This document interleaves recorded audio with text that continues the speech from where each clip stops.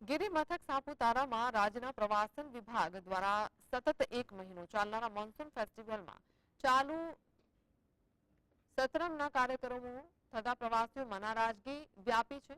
ડાંગના ધારાસભ્ય વિજયભાઈ પટેલે ફેસ્ટિવલ આયોજકોને આડે હાથ લીધા હતા.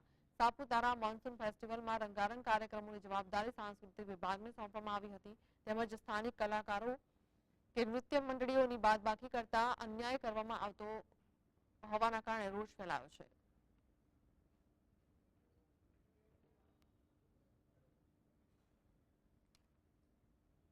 સાપુતારા ખાતે પ્રવાસીઓ આવે એના માટે જે મનોરંજનની માટે ડોમ બનાવેલો છે. 1 મહિના માટે 30 લાખ રૂપિયાનો ખર્ચો થાય છે. એમાં આદિવાસીઓનું કંઈ કાળે નૃત્ય નથી કે ડાંગી ડાન્સ નૃત્ય નથી. જે અમારા આદિવાસીઓને રોજીરોટી આપવામાં આવે છે એ અમારે બેરોજગાર થઈ ગયા છે.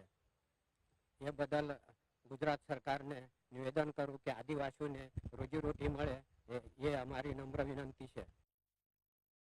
સરકારની મોટી મોટી જાહેરાતો જોઈ છે, પરંતુ જ્યારે સાપુતારા આવ્યો ત્યારે મને ખબર પડી કે ખાલી અહીં એક મ્યુઝિકલ પાર્ટી ચાલતી છે અને જે બોટિંગની મજા લેવાની હતી એ બોટિંગ પણ બંધ છે. જે રોપવેની મજા લેવાની હતી એ રોપવે બી બંધ છે. તો સરકાર જે કરોડોના ખર્ચા મોટા મોટા કરે છે, જાહેરાત માટે મોટી મોટી એડવર્ટાઇઝમેન્ટો કરે છે, તો આ સરકાર પૈસા નાખે છે ક્યાં?